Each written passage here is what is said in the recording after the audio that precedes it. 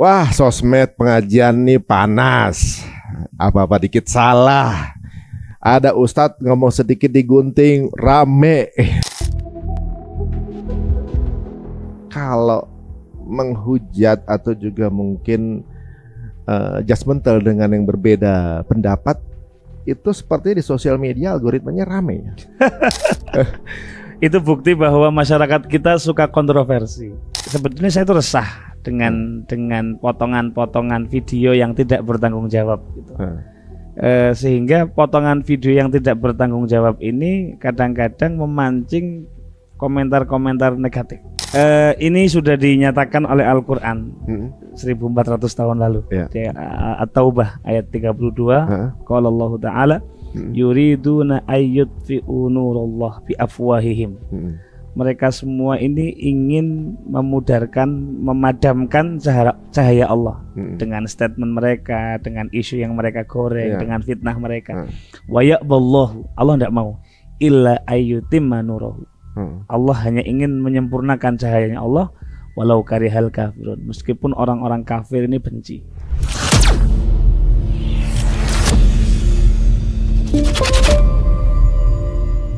Assalamualaikum Ustaz Ajir. Waalaikumsalam warahmatullahi Saya panggilnya Gus Ajir ya Ustaz Ajir? Seenaknya aja, nyamannya aja. Ternyata jauh lebih muda dari yang ada di sosmed nih, Masya Allah.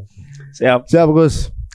Saya melihatnya postingan dari Antum ini menarik ya. Karena ya namanya kita kan, kami ini kan santri Gus. Siap. Santri YouTube ya. Kalau tempat kami ada namanya santri rawat inap, ada santri rawat jalan. Oke. Jadi santri YouTubia gitu ya. Oke. Nah, proses kemudian belajar ngaji itu kan ya sebuah proses ya gitu. Betul. Ya. Kalau dulu kita kalau lihat ada yang rame ribut segala macam tuh bingung. Maksudnya ya nggak jadi deh gitu kan. Saya takut dikena judgement gitu kan. Nah, kalau udah kesini agak mulai paham ada perbedaan pandangan gitu ya. Cuma yang menjadi masalah ini kok fenomena kalau menghujat atau juga mungkin judgmental dengan yang berbeda pendapat, itu seperti di sosial media algoritmanya rame. Itu bukti bahwa masyarakat kita suka kontroversi.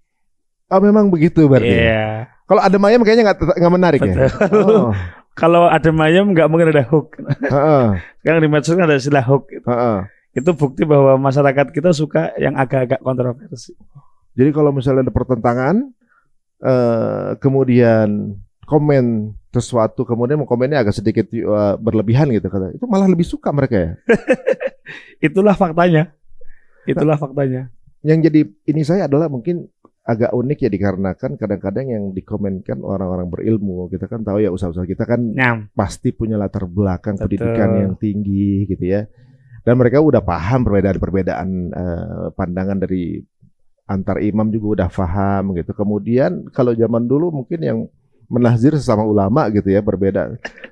Sekarang awam udah berani nazir ulama ya. Sekarang orang awam ini sudah melebihi ulama kadang-kadang. Kita masih wait and see. Awamnya udah speak up mana-mana. Ya kita lihatlah guru-guru kita semakin wise. Jadi ada sebuah statement menarik dari ulama namanya Syed Muhammad bin Alawi Al-Maliki. Beliau mengatakan idza kasura ilm, idza kasura ilmu rajuli qalla inkaru. Semakin luas ilmu seseorang, dia akan lebih sedikit untuk berbicara. Dia akan lebih sedikit untuk berkomentar gitu. Berarti kan sebaliknya, semakin dia minim ilmu, berarti dia akan semakin senang berkomentar, betul. Lagi pula kayaknya pada guru-guru adab dulu kali ya sebelumnya. Jadi ini mungkin yang hilang dari peradaban kita hari ini. Jadi Allah Subhanahu wa Ta'ala memberikan hikmah kita yang luar biasa sebetulnya. Kenapa kemudian Allah memberikan kita dua mata, memberikan kita dua telinga, dua tangan, tapi mulut cuma satu.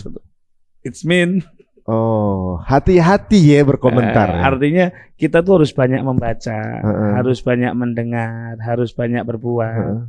Berkomentar itu harus lebih sedikit gitu. Sedangkan itu bisa jadi status sosmed itu. Gitu ya.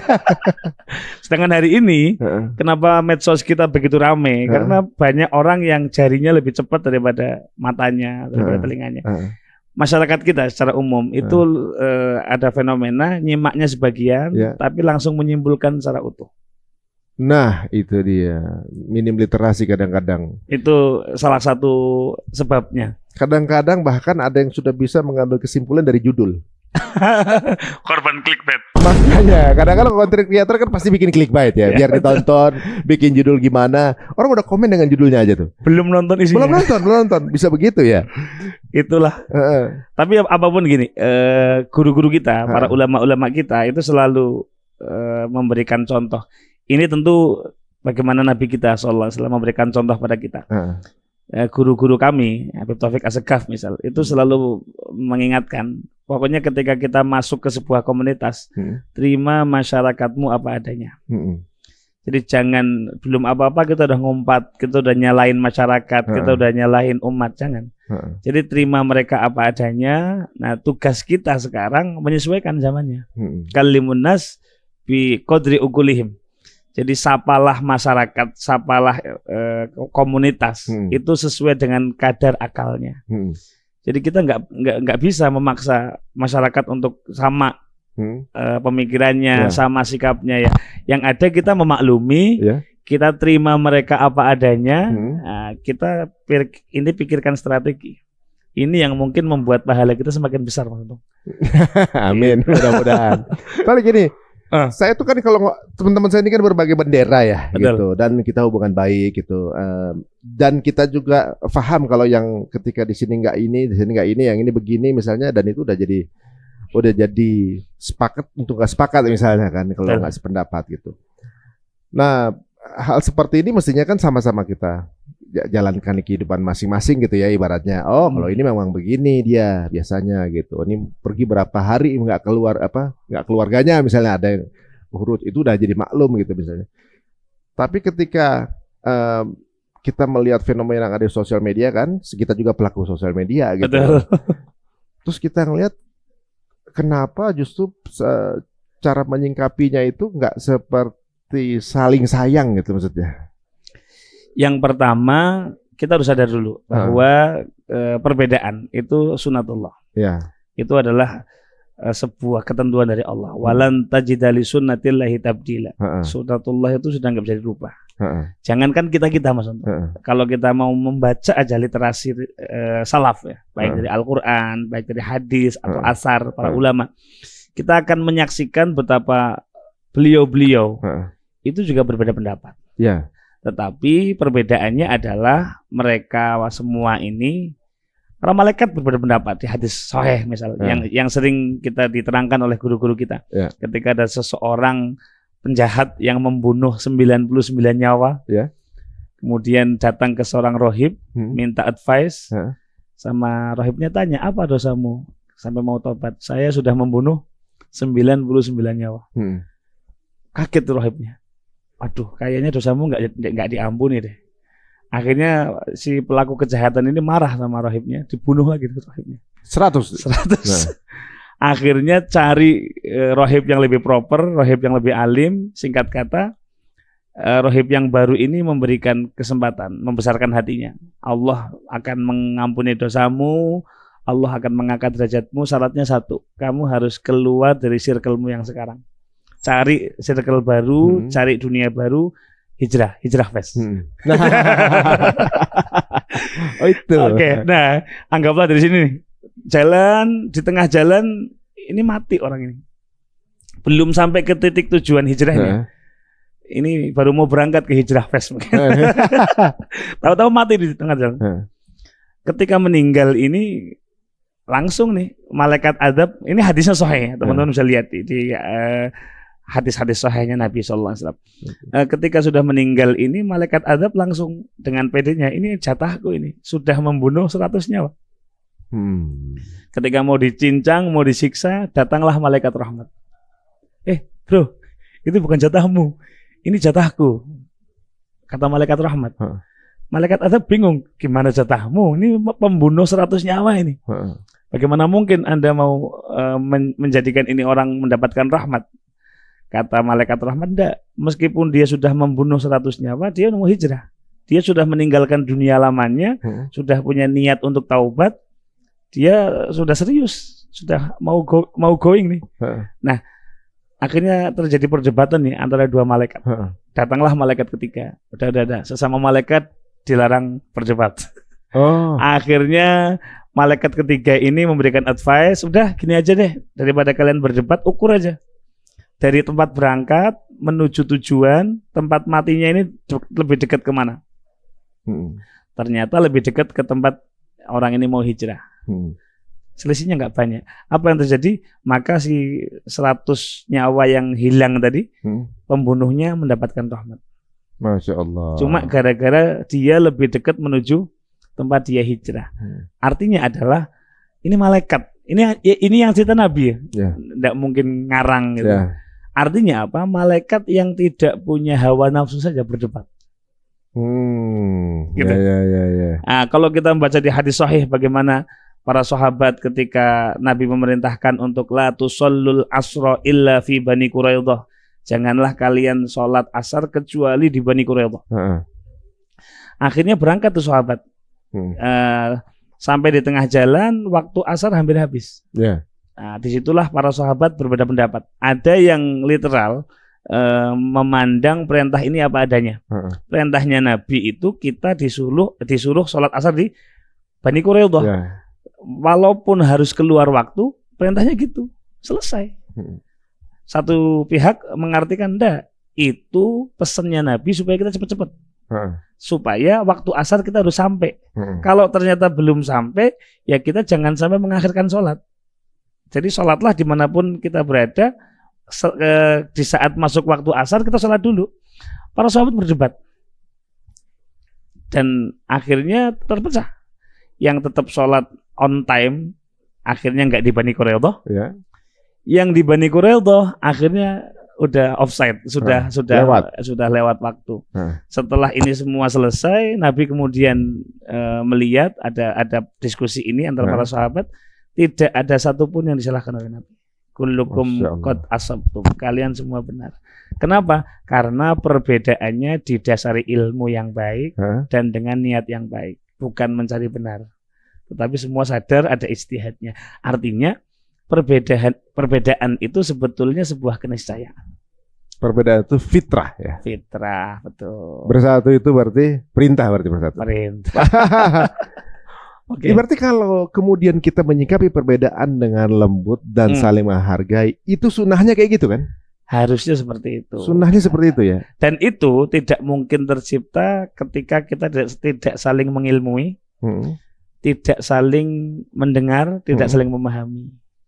Jadi kuncinya paling tidak tiga ini. Kita harus mengilmui supaya kita sadar mana yang kita boleh berbeda, mana yang kita tidak boleh berbeda, karena ada usul, ada furuk nih. Kalau perbedaannya dalam furuk tidak apa-apa. Masalahnya musibah kita hari ini tidak banyak yang sadar soal ilmu. Literasi kita tuh sekarang jurnalnya bisa dilihat lah, sangat minim literasi. Minat baca mungkin tinggi, tapi endurance, daya tahan untuk baca tidak banyak. Kalau kepo status WA, telaten kita. Karena cuma sedikit tulisannya. Tapi begitu dapat bacaan yang tebal-tebal, sudah nyerah dulu. Apalagi bahasa Arab. Nah, maka musibah ilmu ini ketika sudah literasinya sudah turun, ilmunya sudah tidak ada, nanti masalah-masalah berikutnya akan muncul. Perjuangan kita, termasuk di Hijrah Fest, saya yakin kenapa bisa long lasting, itu pasti harus ada ilmu.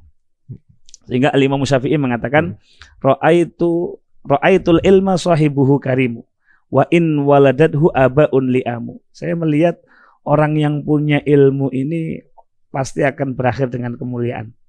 Wa in waladadhu abaun li'amu, meskipun berasal dari orang tua yang biasa-biasa saja. Li'am itu rendahan. Jadi cara kita mengkonversi from zero to hero gitu, itu adalah dengan ilmu, dengan pengetahuan, dengan knowledge, dengan ngaji, dengan belajar. Nah, kata Imam Syafi'i melanjutkan, laulal ilmu, kalau bukan karena ilmu, ma sa'idat rijalu, orang ini tidak akan sukses. Wala yu'raful halalu wal haramu. Mana yang manfaat, mana yang madharat, mana yang baik, mana yang buruk, mana yang halal, mana yang haram, tidak mungkin diketahui kecuali dengan ilmu. Nah, masalahnya sekarang ini kita nyari ilmunya masih setengah-setengah, bahkan kadang-kadang baru hijrah kemarin, komentarnya udah kayak alim alama. Nah, itu dia. Itu musibah pertama kalau saya amati seperti itu. Ini apa namanya? Yang dikomentari itu saya pribadi teman-teman ya. Jadi jangan jadi jangan ngerasa teman-teman ya. Saya juga mengomentari diri saya sendiri. Iya.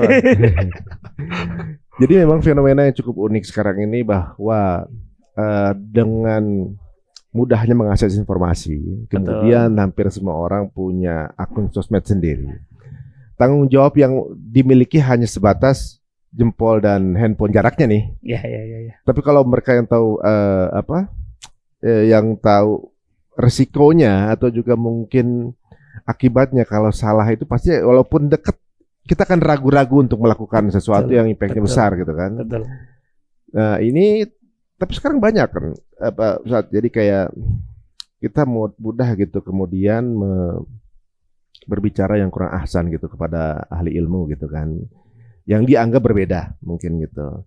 Padahal bisa dilakukan dengan cara-cara yang lebih ahsan, mungkin entah secara private, ajak bertemu, bertamu, mungkin ada satu yang berbeda begitu kan. Kalau nggak salah pernah dengar para imam juga lu banyak beda pendapat ya. Beliau saling berbeda pendapat dan saling menghormati.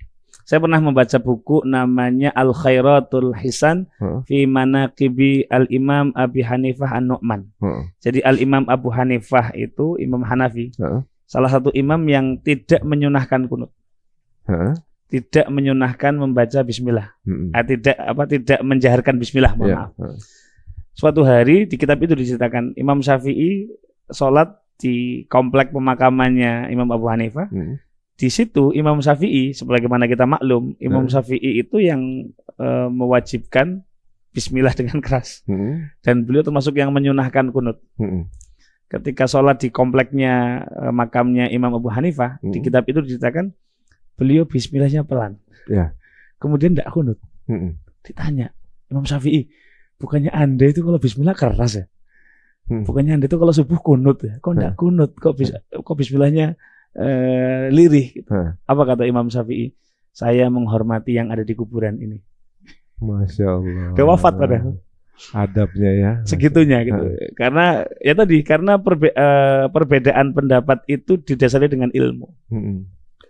Saya juga lihat ada seorang content creator ini menarik juga beliaunya sendiri mungkin kalau di secara pribadi sepertinya beliau juga bukan yang nggak kunut dan nggak bismillah. Tapi yang dijelaskan beliau bahwa kenapa teman-teman yang ada yang kunut baca bismillah dijelasin dasarnya dan dia menghargai. Betul. Nah itu malah menurut saya manis tuh. Ibaratnya saya nggak ngambil itu tapi saya tahu kenapa teman-teman ini. Nah, dan itu sampai ke titik itu mustahil kalau tidak ada ilmu.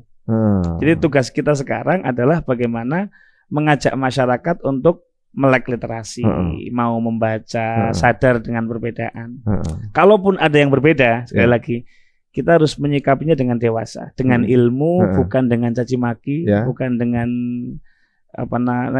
sudut pandang negatif, apalagi sampai ngata-ngatain. Itu bukan kita banget gitu. Yang uniknya memang ya kalau ini Islamnya bukan ciptaan pemilik alam, mungkin udah habis kali menurut saya. Ya kan benar ya. Yang kalau sebagai sebuah negara kemudian diintimidasi gitu, kemudian banyak yang digenosid atau dibunuhi, negara yang dijajah di dunia ini negara Muslim yang terjajah kebanyakan, kemudian jadi penganutnya pun banyak yang fitnah, banyak yang Islamofobia gitu kan, nggak pernah ada agama lain yang difobiain selain Islam gitu kan. Betul. Jadi nyawa terancam, kemudian juga hidup juga nggak tenang, di ojok-ojok terus gitu kan. Di framing negatif, difitnah. Ini kalau bukan yang punya yang nyiptain alam semesta, udah hilang dari kemarin. Ngapain makhluk Islam? Susah hidup gue gitu. Bagaimana pandangan antum? Ini sudah dinyatakan oleh Al-Quran 1400 tahun lalu. At-Taubah ayat 32. Qala Allah Ta'ala yuriduna ayyutfi'u nurallah bi afwahihim. Mereka semua ini ingin memadamkan cahaya Allah dengan statement mereka, dengan isu yang mereka goreng, dengan fitnah mereka. Wa ya'ballahu, Allah tidak mau, illa ayyutimma nurahu. Allah hanya ingin menyempurnakan cahayanya Allah, walau karihal kafirun, meskipun orang-orang kafir ini benci. Jadi kalau kita mau merenung ya, Islam ini dikawal oleh Nabi, keren, jaya. Nabi wafat, Khulafaur Rasyidin, orang-orang pilihan Nabi, jaya, tetap ada. Kemudian wafat, semuanya kerajaan-kerajaan jalan, Islam tetap ada. Kemudian sampai ke Indonesia, Wali Songo, jaya. Beliau-beliau yang soleh wafat, kita-kita ini sekarang, Islam tetap ada, ila yaumil qiyamah. Nah, jadi dengan atau tanpa kita, Islam itu pasti menang. Tinggal pertanyaannya, kita punya bagian nggak di sana? Jadi sebetulnya bukan Islam yang butuh kita, bukan dakwah yang butuh kita, tapi kita harus ikut serta. Karena ini sudah jadi sunatullah. Wa ya'ballahu illa ayyutimma nurahu tadi. Allah sudah berkehendak pasti akan menyempurnakan cahayanya. Gitu. Oh, jadi justru kita yang butuh dong. Betul. Jadi ibaratnya kalau misalnya ada satu peperangan, sutradaranya udah bilang nanti akan menang nih gitu. Betul. Masa kita nggak ikut? Nah, itu makanya. Rugi sekali kalau yang nggak ikut bagian dakwah ini. Gitu. Tapi uniknya kok ya, justru kadang-kadang polemik perbedaan ini hadir dari sesama Muslim gitu kadang-kadang. Yang kemudian jika ada perbedaan, ada pihak yang mengglorify ini gitu ibaratnya. Ayo kita contohnya begini, kita tuh ada playlist di sini di YouTube ini mengenai orang yang nikah diaspora nih. Jadi misalnya nikah dengan orang bule gitu, tapi beliau Muslim, gitu misalnya. Mereka bisa berkeluarga. Di situ terlihat bahwa perbedaannya tuh banyak banget gitu. Persamaannya cuma karena mereka sama-sama bersyahadat aja. Oh iya, sama-sama cinta. Udah itu aja. Lainnya culture beda, asalnya beda, tapi bisa nyambung. Nah kalau kita samanya banyak, bedanya tuh sedikit itu, tapi sedikit ini yang bikin pecah. Itu agak-agak unik gitu. Dan bukan cuma misalnya kadang-kadang ada isu mengenai perbedaan pandangan gitu, yang mungkin so-called misalnya bid'ah gitu segala macam. Ada juga isu nasab juga misalnya. Atau juga isu-isu lain yang kayaknya cuma karena berbeda bendera pengajian kemudian jadi ada perselisihan pendapat. Ini fenomena ini memang sudah diramalkan akan terjadi atau memang cuma ada zaman sekarang aja ini? Ada kecenderungan ya. Kita itu kalau sedikit kita akan militan, kita akan saling memiliki satu sama lain. Tapi ketika udah besar, kita lupa dengan itu. Makanya Bung Karno kan bilang, perjuanganku lebih mudah karena aku melawan penjajah. Tapi perjuanganmu akan lebih sulit karena melawan bangsa sendiri. Itu salah satu indikasinya. Boleh juga ya.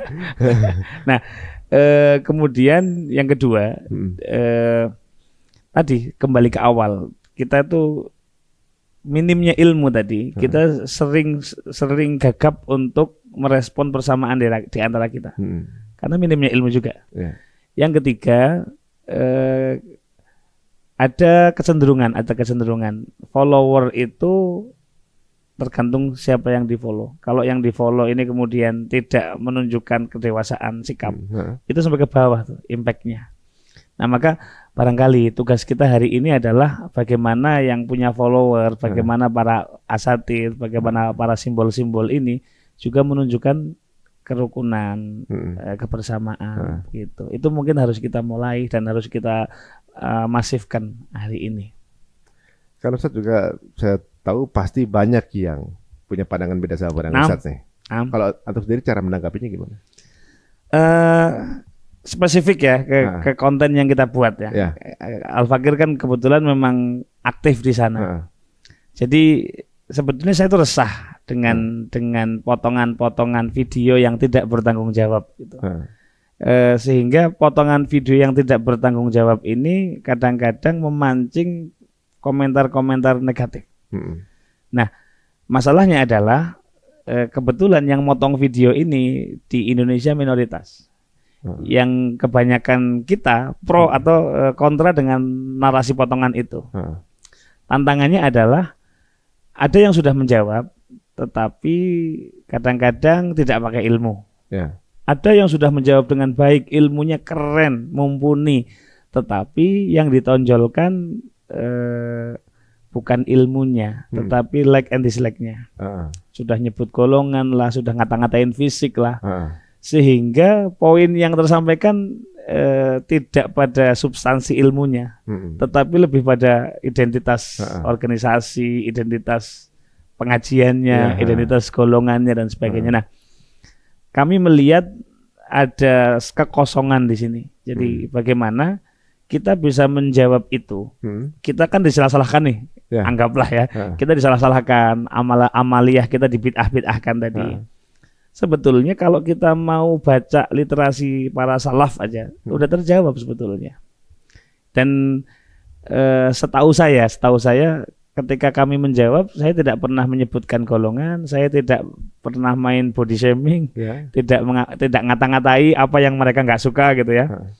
Tetapi kita fokus ke menjawab apa yang mereka tuduhkan. Dan ternyata cukup banyak mendapat apresiasi. Nah, saya semakin optimis bahwa ada yang patah nih pada keilmuan kita sebetulnya. Kalau kita mau tampil dengan akhlak, tidak ngata-ngatai, tidak body shaming, tidak menyerang golongan, sebetulnya masih banyak yang mau mendengarkan. Dan Mas Untung percaya enggak, dalam 1 tahun ini lompatan follower saya itu hampir 4 kali lipat dari sebelum saya aktif konten ini. Saya juga ikut mantau. Dari sisi ilmu juga maksudnya menarik bahwa ya, jadi selama ini yang kita jalankan gitu kan, kalau misalnya kita tidak kemudian memberikan tanggapan secara ilmu ya, seolah-olah cuma asumsi pendapat pribadi gitu kan. Ternyata ada dasarnya kan yang dijalankan ini. Alhamdulillah ya, mudah-mudahan ada cara berkomunikasi yang lebih baik. Enaknya bisa duduk bareng. Komunikasi itu kunci. Komunikasi itu kunci. Saya yakin begini. Semua umat Islam ini saya yakin lah punya visi untuk bersatu, punya visi untuk yuk kita bergandengan tangan, punya visi untuk menyebarkan ilmu. Saya yakin semua. Enaknya bisa duduk bareng. Komunikasi itu kunci. Komunikasi itu kunci. Saya yakin begini. Semua umat Islam ini saya yakin lah punya visi untuk bersatu, punya visi untuk yuk kita bergandengan tangan, punya visi untuk menyebarkan ilmu. Saya yakin semua. Tetapi kadang-kadang tidak sadar bahwa niat yang baik itu tidak cukup. Niat yang baik itu harus juga disampaikan dengan cara yang baik. Saya yakin lah yang Salafi, mohon maaf ya, yang NU, yang Muhammadiyah, niatnya sama kok, kepengen memajukan Islam, kepengen menunjukkan syiar-syiar Islam di Indonesia. Tetapi kadang-kadang ada yang mungkin karena terlalu bersemangat, akhirnya cenderung menganggap rendah golongan yang lain. Ini yang sering jadi masalah sebetulnya. Jadi setidaknya menurut saya setahun ini komunikasi yang baik itu penting untuk kita perbaiki. Jangan salah, Nabi itu punya sifat tabligh. Apa tabligh itu? Ini apa namanya, dakwah terbuka. Kalau kita belajar waktu SMA itu dulu menyampaikan. Tabligh itu komunikatif. Bagaimana Nabi itu bisa menyapa orang yang paling kanan sampai orang yang paling kiri, strata yang paling tinggi sampai yang paling rendah, semua merasa disapa oleh Nabi. Maka kalau kita perhatikan dakwah Nabi yang secara nubuwah itu kan selama 23 tahun. Itu sahabat yang kemudian baiat ke Nabi, iman kepada Nabi, mati dalam keadaan iman kepada Nabi 124.000. Padahal rentang dakwahnya 23 tahun.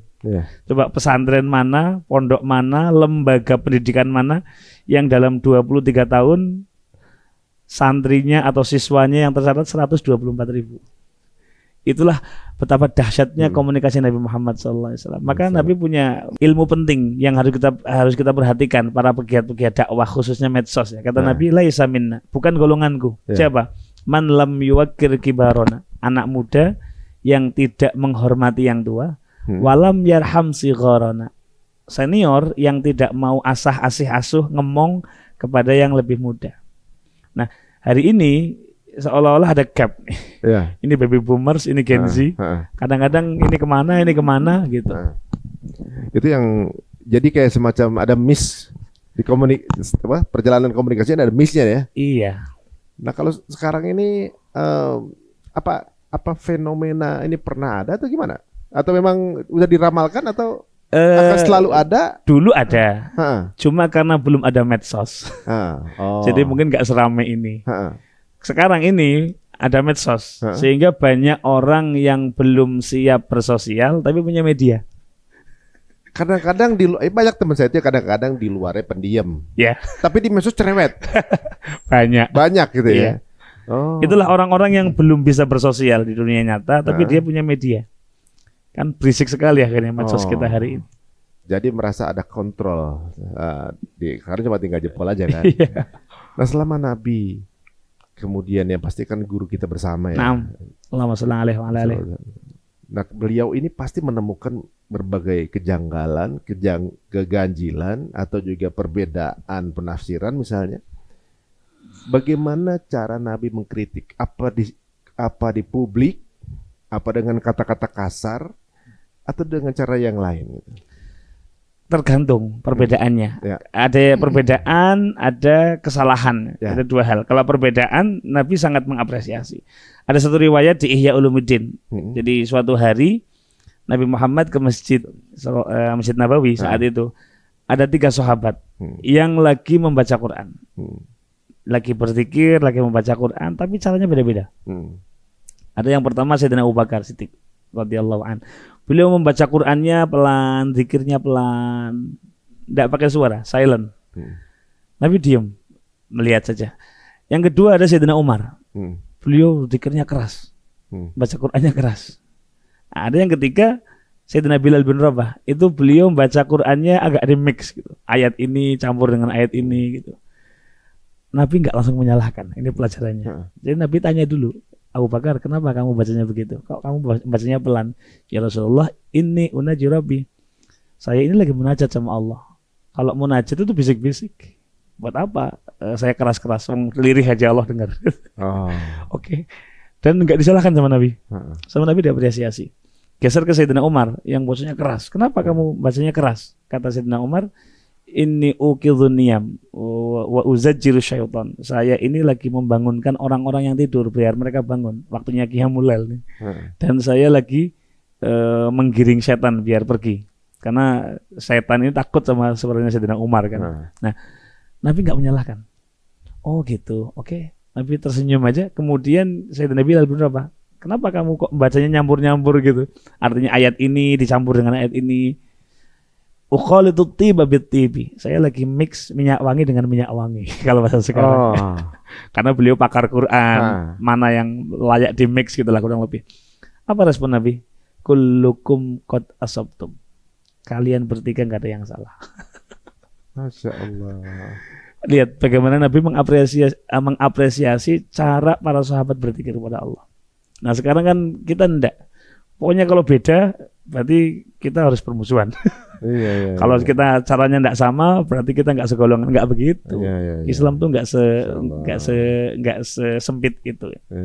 Nah, kalau kemudian ada sesuatu yang benar-benar salah, Nabi selalu mengingatkan dengan cara yang paling lembut. Bagaimana? Jadi ada satu riwayat, suatu hari para sahabat ini makan bakar-bakaran. Kalau sekarang mungkin mayoran kambing gitu ya, sambil bakar-bakaran. Kemudian tengah-tengah makan itu ada sahabat yang mohon maaf buang angin. Nah setelah makan ini semua sahabat masuk ke masjid hendak sholat, termasuk yang buang angin tadi. Akhirnya ketika mau sholat Nabi tahu ini kentut tadi ini belum wudu. Apa kata Nabi? Man akala lahmal jazur falyatawaddo. Yang tadi habis makan bakar-bakaran tolong wudu ya. Padahal nyuruh karena dia kentut. Enggak langsung ekstrim. Kamu kentut tadi. Wudu enggak. Pertama beliau itu kalau kata Habib Ali Al-Habsyi, ahlal wara mantiqan wa asdaq. Beliau itu kata-katanya benar tetapi tidak menyakiti. Sallallahu alaihi wasallam. Kalau kita kan enggak sekarang. Enggak begitu. Ada sisi kepengen ada Ya kalau kita kadang-kadang nyalain orang gitu ya, secara pribadi saya juga sering bikin salah juga. Kalau lagi nyalain orang kepengen terlihat kita lebih pinter gitu kadang-kadang secara pribadi. Makanya saya juga mohon maaf teman-teman kalau saya pernah ngelakuin hal seperti itu juga. Caranya Rasulullah ini benar-benar ahsan ya, lembut ya gitu ya. Ini berarti sunnah sebenarnya kan? Allah sudah mengingatkan idfa billati hiya ahsan. Ya. Hadapilah semua hatersmu dengan cara yang terbaik, bukan baik, terbaik. Ya, terbaik. Fa idzal ladzi bainaka wa bainahu adawatun ka'annahu waliyyun hamim. Kalau kamu mau menghadapi dengan cara yang terbaik tanpa menyakiti, tanpa menjatuhkan, maka ka'annahu waliyyun hamim, maka orang-orang yang awalnya musuh dengan kamu akan menjadi sahabat terdekatmu. Masya Allah. Dan itulah yang terjadi pada Nabi. Orang-orang yang kemudian di kanan, di kiri, depan, belakang siap mati demi Nabi adalah mantan musuhnya Nabi. Oh iya ya. Sayyidina Umar juga dulunya musuh kan? Iya. Tapi karena beliau menghadapi dengan akhlak, dengan lemah lembut, dengan komunikasi yang baik, itu semuanya jadi orang yang setia kepada Nabi Shallallahu Alaihi Wasallam. Bagaimana beliau bisa punya anger management yang luar biasa ya? Betul. Dan nggak pernah marah ya dengan halnya. Betul. Maksudnya proporsi yang tepat begitu ya. Kemarin sebelum berangkat ke Jakarta, saya membaca kitabnya Al-Imam Syafi'i, judulnya Al-Um. Di Babul Adzan itu beliau menjelaskan satu riwayat menarik sekali. Jadi ada orang namanya Sayyidina Abi Mahdzurah. Jadi kalau di Madinah itu Nabi punya muadzin Sayyidina Bilal, Sayyidina Abdullah bin Umi Maktum. Di Mekah ini Nabi punya muadzin namanya Abu Mahdzurah, Abi Mahdzurah terkenalnya. Ini menarik. Jadi suatu hari Nabi itu pulang dari Hunain, mampir ke Mekah. Di situ Nabi memerintahkan satu sahabat untuk azan. Nah, Abi Mahdzurah saat itu belum cinta sama Nabi, masih benci sama Nabi. Begitu mendengar muadzinnya Nabi, ini Abi Mahdzurah agak nyinyir, menirukan tapi agak-agak ngeledek gitu. Jadi muadzinnya Nabi Allahu Akbar, Allahu Akbar, Abi Mahdzurah ikut nirukan, istihza. Ini ngeledek. Selesai azan, Nabi tanya, tadi yang pas azan ada yang nirukan, mana orangnya gitu. Semua orang nunjuk ini Abi Mahdzurah. Itu Rasulullah orangnya. Nabi dipanggil, oh kamu yang nirukan tadi, tapi nggak marah. Karena Nabi tahu barangkali ini bukan pembenci, ini korban framing barangkali. Akhirnya sama Nabi, Abi Mahdzurah dipanggil, sini kamu sini. Tadi kamu nirukan ya? Iya ya Rasulullah. Sekarang kamu berdiri azan dong gitu. Diajari Abi Mahdzurah suruh azan suaranya bagus Abi Mahdzurah ini. Sampai selesai azan Nabi memandang ini Abi Mahdzurah. Apa yang Nabi lakukan? Nabi, kalau di riwayatnya Imam Syafi'i, Nabi memegang satu wadah, satu kresek gitu, isinya perak, isinya uang perak, ya mungkin berapa puluh juta gitu. Ada pembenci yang habis ngeledek Nabi, sama Nabi dikasih uang. Kalau kita gimana kira-kira? Kalau kita boro-boro kali gitu kan. Ya Allah. Akhirnya sama Nabi dikasih itu uang perak. Kemudian Nabi memegang ubun-ubunnya, doakan barakallahu lak wa baraka alaik. Semoga Allah memberkatimu, hal-hal yang baik akan jadi baik untukmu, hal-hal yang buruk akan jadi berkah untukmu. Sama Nabi diusap sampai ke wajah, sampai ke dada, sampai ke perut.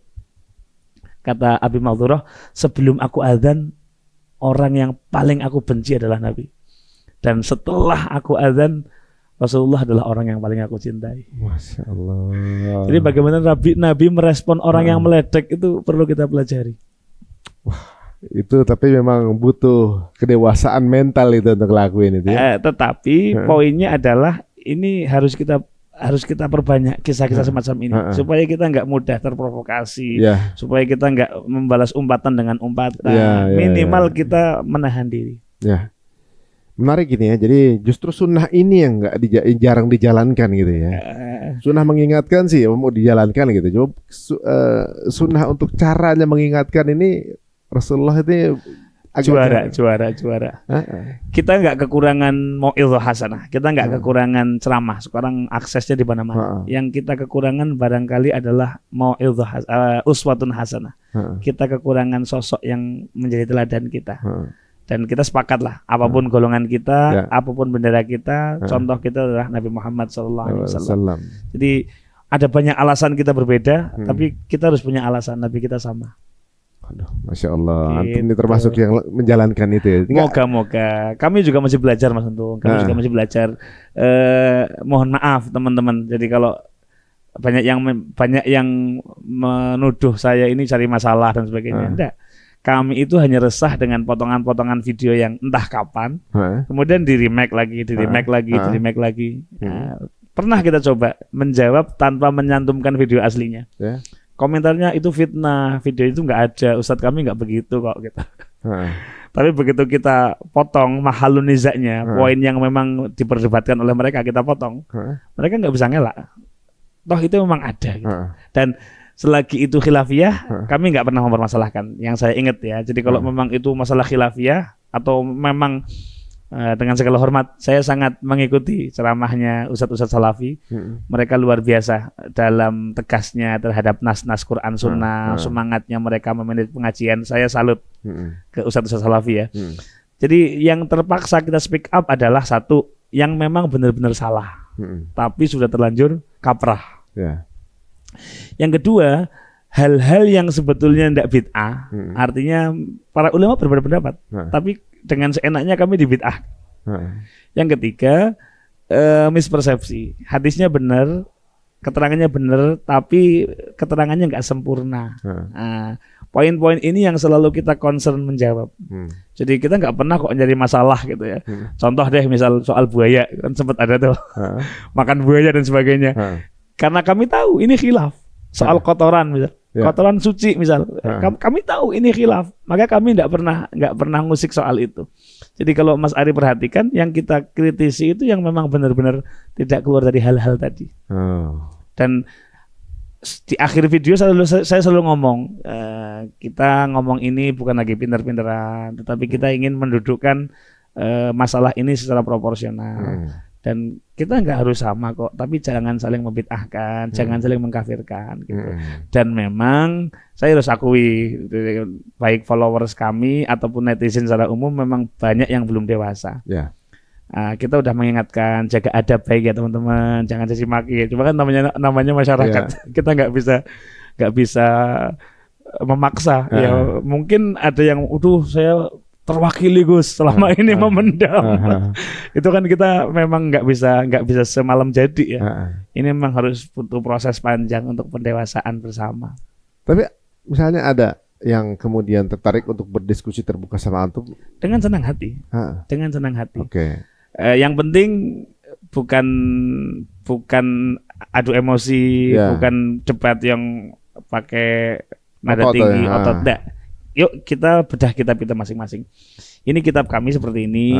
Kalau Anda punya pendapat, ayo saya sangat open mind saya rasa. Kalau memang ada yang salah dari kami, ya kita akan mengakui. Oh berarti memang ini ranahnya khilaf minimal ya. Kitab kami begini, ini kalau ada yang salah dengan penjelasan kami silahkan kritik. Dan saya sudah melakukannya Mas Untung. Jadi beberapa kali saya salah ucap, saya salah baca, dengan senang hati saya bikin konten baru untuk mengklarifikasi apa yang salah dari konten saya sebelumnya. Ya namanya juga manusia ya, pasti kadang-kadang kita juga salah. Kadang-kadang yang dikritik mungkin beliau juga lagi salah misalnya, lagi keliru gitu kan. Ya kadang-kadang dapat jadi korban bahan juga mungkin saat itu lagi keliru. Mohon maaf dengan segala hormat. Sosok-sosok yang sering kita ambil sebagai bahan koreksi itu, kami lihat perkembangannya sangat luar biasa. Beliau sekarang jauh lebih bijaksana, jauh lebih wise. Tetapi memang tak kenapa ya, dipotong lagi video lamanya gitu. Itu enggak tahu siapa yang salah kalau begitu. Jadi sekarang teman-teman semuanya, jika pun ada yang merasa berbeda dan ingin diskusi pun terbuka kesempatan. Sangat terbuka dan harus siap seperti itu sekarang. Ya, kalau gitu misalnya ada yang akan berdiskusi, monggo silakan. Ini meja ini juga bisa dijadikan dengan senang hati. Yang penting kita harus jujur dengan referensi. Kita diskusi tema tertentu, bukan menang-menangan ya. Tapi memang benar-benar mencari kebenaran, bukan pembenaran. Nah teman-teman semuanya, kayaknya kemarin juga udah banyak yang masuk kolom pertanyaan nih. Boleh nggak sih kita buka pertanyaan? Kita bedah bareng-bareng. Bismillah. Oke, kalau gini kita akan buka. Terima kasih teman-teman yang udah tanya ya. Besok-besok kalau misalnya lagi tertarik juga mau bertanya, kita undang. Menarik juga ya. Boleh ngirim pertanyaan, ini ternyata menarik juga. Mewakili juga nih. Ini dari Muhammad Supyan 1421 ya, di postingan waktu akan kedatangan Ustadz Azhir. Assalamualaikum Ustadz, izin bertanya perihal fikih, bagaimana hukumnya kita terinjak bekas kaki anjing yang ada di teras masjid? Ada yang mengatakan najis jika salah satunya basah, tapi ada juga yang mengatakan ma'fu karena darurat. Nah, boleh Ustadz bahas juga nih masalah bekas telapak kaki anjing. Syukran katsiran Ustadz. Waduh, semoga antum sehat selalu di bumi. Amin ya rabbal alamin. Yang pertama soal najisnya anjing, itu memang para ulama berbeda pendapat. Tetapi kalau kita di Indonesia, mayoritas Syafi'i itu mengatakan semua unsur anjing itu najis. Liqaulin Nabi sallallahu alaihi wasallam, "Idza walaghal kalbu fi ina'i ahadikum falyuriqhu falyaghsilhu sab'a marrat." Au kama qala sallallahu alaihi wasallam. Kalau kalian punya wadah, wadah kalian dijilat oleh anjing. Ya. Maka apa yang di wadah itu dibuang, kemudian wadahnya dicuci 7 kali. Nah, maka ini hadis riwayat Al-Imamul Bukhari dan Imam Muslim, muttafaqun alaih. Nah, hadisnya sepakat seperti ini. Jadi harus dibuang, harus dicuci. Ini dalil bahwasanya liurnya anjing itu najis. Kenapa? Nabi suruh membuangnya dan kemudian Nabi memerintahkan untuk dibasuh 7 kali. Salah satunya menggunakan debu, yang air yang bercampur debu. Nah, memang ulama berbeda pendapat. Apakah yang najis ini cuma liurnya atau seluruh organ tubuhnya, mulai kepala, pundak, lutut kaki. Jadi lagu. Itu memang berbeda pendapat. Madzhab Syafi'i mengatakan semuanya najis. Sebagaimana liurnya najis, maka semua organnya, termasuk kotorannya, termasuk tulangnya, bulunya, semua najis. Menurut madzhab Syafi'i. Tapi menurut madzhab Maliki enggak, yang najis cuma liurnya. Karena teksnya kan mendilat wadah. Yang nempel berarti apanya? Ludahnya aja. Nah, itu titik perbedaannya. Nah, anggaplah kita mengikuti pendapat Asy-Syafi'i tadi yang mengatakan semua unsurnya najis. Maka telapak kaki anjing ini najis. Nah, berpindahnya satu najis ke tempat yang lain itu namanya tanajus. Let's say ini najis nih. Saya megang ini. Nah, proses perpindahan najis yang di wadah ini menuju ke tangan saya itu namanya tanajus. Transfer najis istilahnya. Nah, menurut mazhab Syafi'i yang memang kami perdalam, proses tanajus ini hanya terjadi kalau salah satunya basah atau dua-duanya basah. Tapi kalau dua-duanya kering, itu berarti tidak najis. Contoh nih, ini habis dijilat anjing misal. Saya megang. Kalau dua-duanya kering, maka tidak terjadi proses tanajus. Berarti meskipun ini najis, tapi tangan saya nggak ketularan najis karena dua-duanya kering. Jadi pahami? Nah, tetapi kalau salah satunya basah, maka terjadilah proses tanajus tadi. Oh, kalau itu bekasnya basah, kena berarti najis. Maka kalau ada sesuatu yang kena najis, segera bersihkan. Caranya tidak perlu disiram lumpur kayak yang viral itu. Tidak perlu. Cukup ainiyahnya istilahnya. Bekas yang memang ada dibuang. Kemudian disiram aja biasa. Nah, kemudian salah satunya dicampur dengan debu. Nah, kata para ulama, yang dicampur dengan debu itu kalau bisa basuhan yang pertama. Sehingga yang pertama masih ada lumpurnya tuh dikit-dikit tuh. Nah, yang kedua, yang ketiga, yang keempat, yang kelima, yang keenam sampai ketujuh air biasa. Kalau pakai sabun apa? Nggak cukup karena memang nasnya pakai turap. Misalnya 7 kali udah, terus kemudian pakai sabun nggak apa-apa tuh, pelengkap. Itu sempurna itu lebih sempurna begitu. Jadi kalau ini ada basah berarti tadi najis itu. Kalau tidak basah, sama-sama kering, tidak ada najis. Oh, pantas kalau di Turki itu pada piara anjing itu, berarti memang karena beda ya. Nggak cuma di Turki, di Mesir juga. Iya, di Mesir juga ada piara anjing. Anjing itu kayak kambing di sini, berkeliaran gitu. Ya tapi kadang-kadang komen-komen netizen yang mungkin belum paham kan, Indonesia lebay itu lihat tuh negara Turki, negara itu mereka juga anjing nggak apa-apa gitu kan, ya itulah namanya kita jempol warrior ya. Oke. Jempol warrior ya. Berikutnya nih Dedi Setiadi. Oke. Hukum kondangan apakah sama dengan utang piutang, terutama di perkampungan? Matur suwun Gus Hajir. Yang dimaksud maksudnya dengan utang piutang mana tuh? Kondangan ya. Jadi kalau kita nggak datang, kita utang gitu maksudnya. Bagaimana? Mungkin maksudnya begini. Jadi gini, teman-teman sekalian.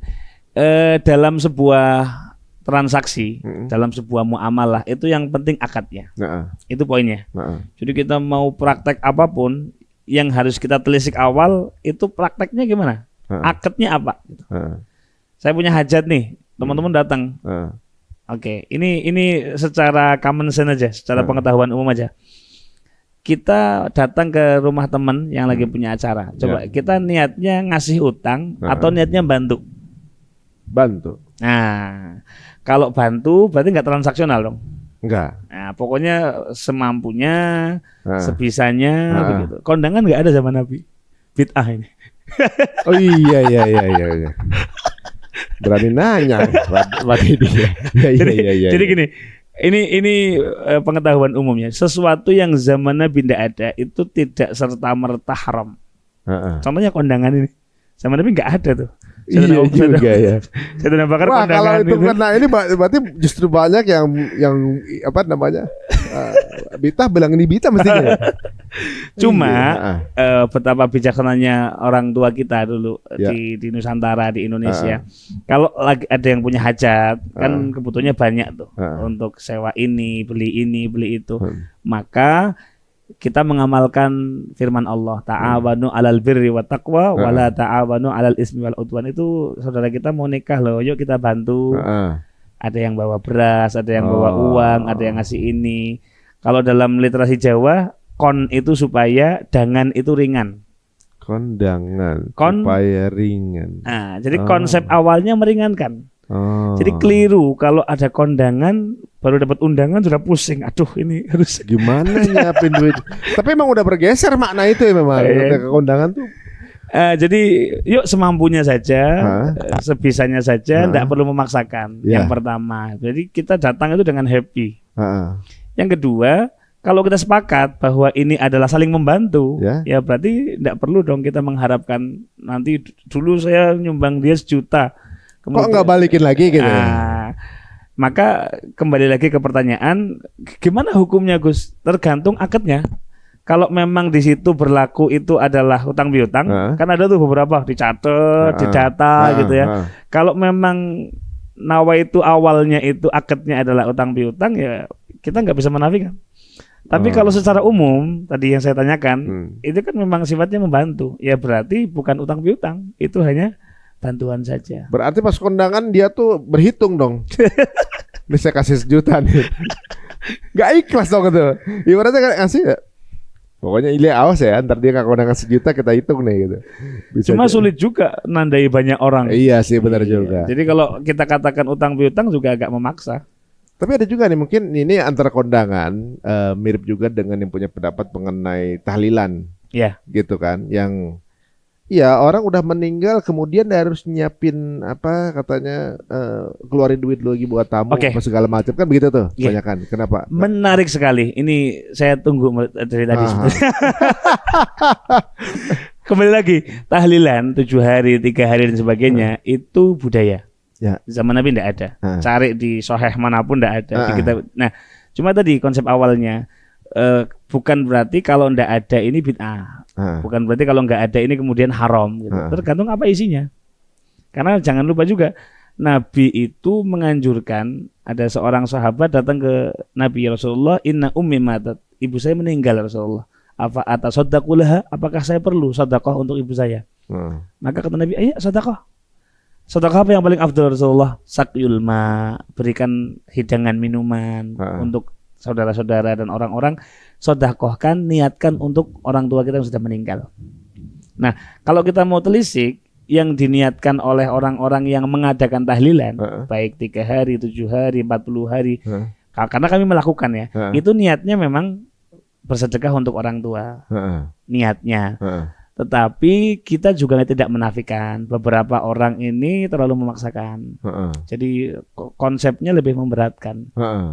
Bergeser gitu ya, bergeser. Saya juga nggak setuju kalau yang sampai memberatkan, apalagi yang kayak mewajibkan. Kalau ndak bikin selamatan tuh kayaknya aib. Salah gitu. Itu saya juga nggak setuju. Tetapi kalau kemudian yang mampu dia pengen bersedekah, kemudian dituduh bid'ah juga keliru. Wong dia niatnya kepengen bersedekah untuk orang tua, apalagi baca doa bersama. Mana yang salah? Jadi ayolah kita memandang sesuatu jangan hitam putih. Kita pelajari dulu kasusnya. Saya nggak menafikan ya. Beberapa tahlilan ini memaksakan diri. Dia sudah harusnya fokus menyelesaikan utangnya si mayit, misal, atau bagi warisan dan sebagainya. Kadang-kadang kita nggak menafikan. Ada yang terlalu melampaui batas juga, memaksakan diri. Saya juga nggak setuju. Itu memang harus menjadi kampanye kita semua. Karena dalam tahlilan sebetulnya ada 2 kesunahan.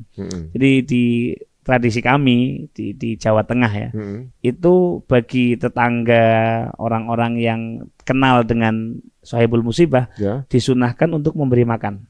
Itu sunnah.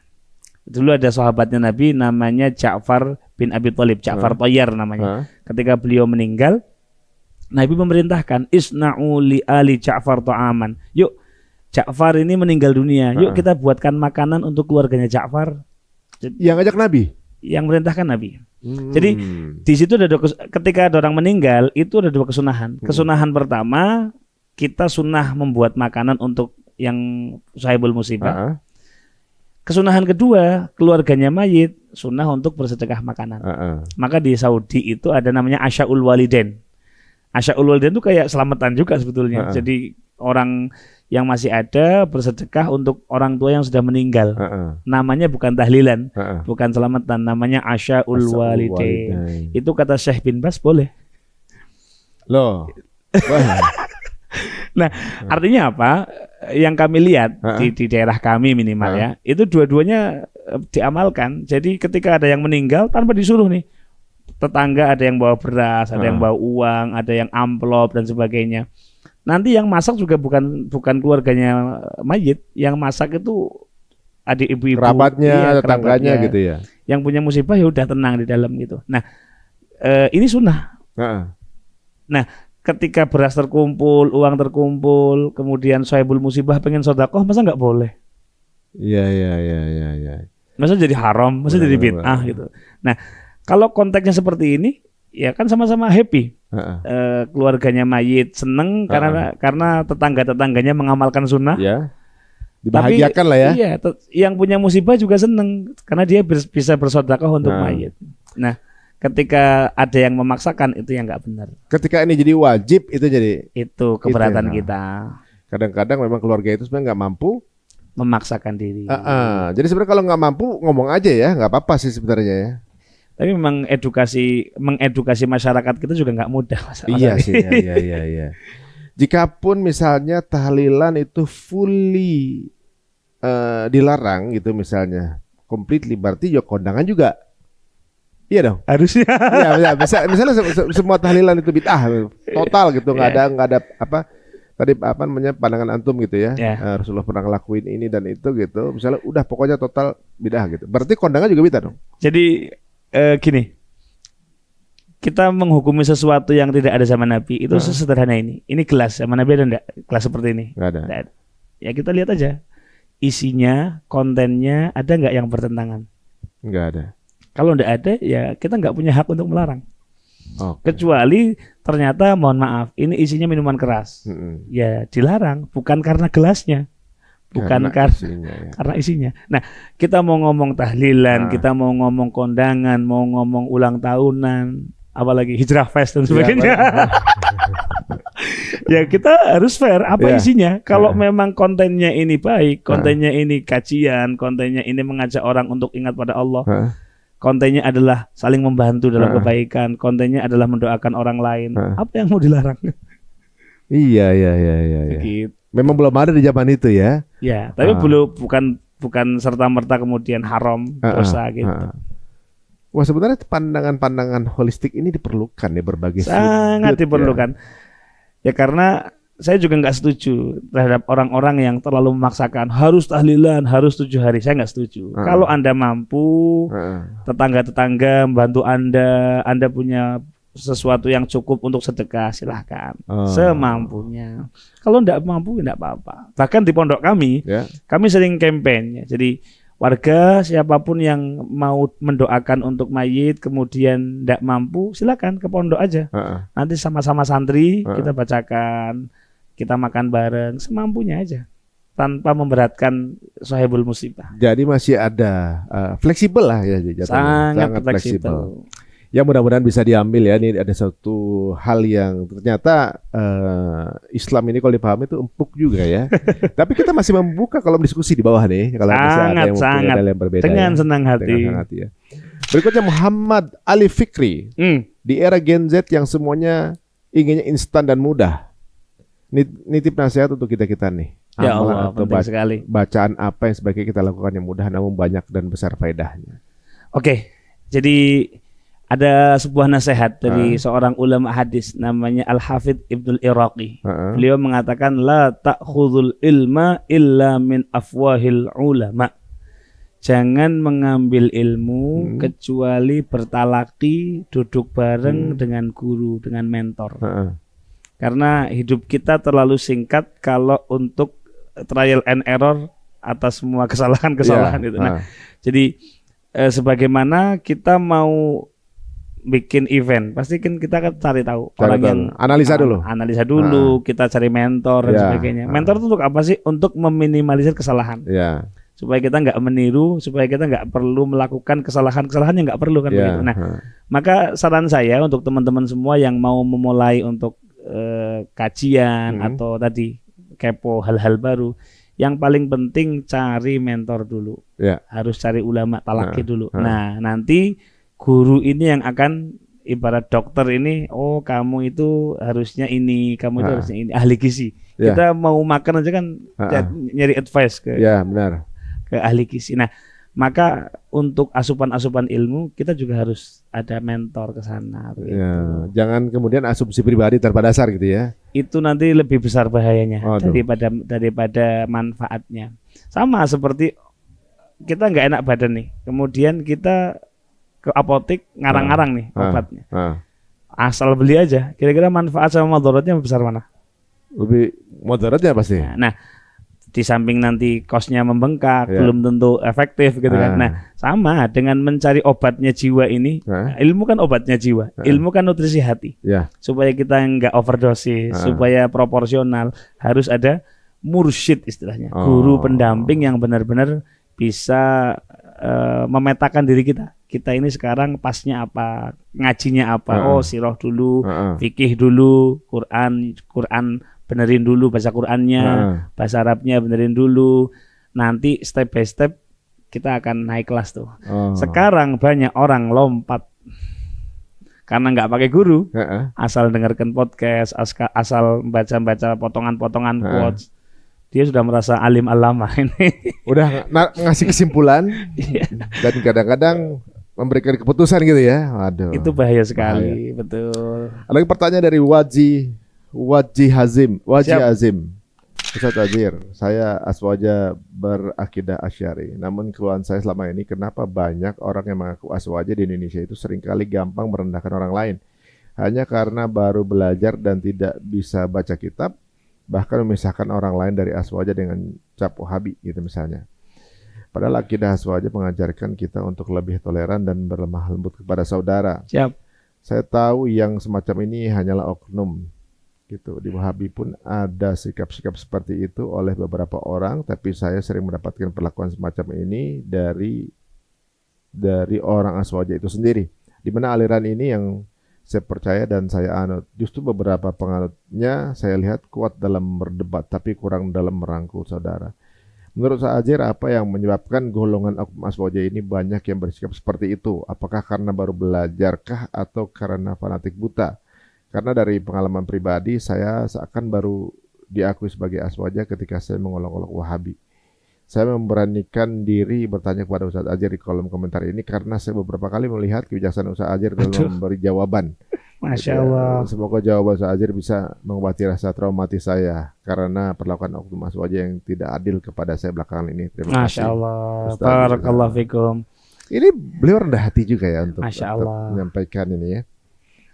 Pada akhirnya kita harus menghargai proses semua orang. Ya. Jadi sebagaimana kita punya proses dan kita mungkin pasti salah ya. Kita pasti punya kesalahan. Jadi kita tidak boleh menghakimi kesalahan orang lain juga. Masing-masing punya prosesnya. Kita dulu waktu muda gimana sih? Petantang-petenteng. Tapi ngegas. Ngegas gitu kan. Ngegas. Nah, biasanya yang dikit-dikit nyalahkan, show off, itu beginner biasanya. Dia yang masih, wah ini kayaknya menarik ya. Emang begitu. Saya ikut karate dulu kan. Ban putih itu belagu. Terjawab kan? Iya benar ya benar. Orang yang punya senjata canggih pasti akan menyimpannya rapat-rapat. Yang biasanya buat main-main tuh anak kecil tuh. Anak kecil kan seneng tuh. Ayo. Masuk akal. Masuk itu. Kalau senjata yang sungguhan gimana?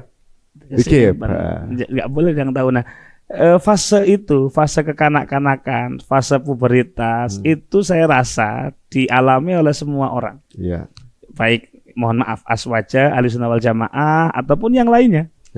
Jadi saya pun begitu. Dulu waktu pertama belajar ini seolah-olah semua orang pengen saya tantang debat.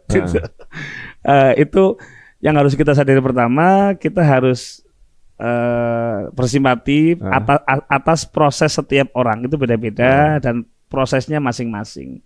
Jadi ketika kita melihat orang lain, coba kita ngaca dulu. Jangan-jangan saya juga begitu. Iya, benar.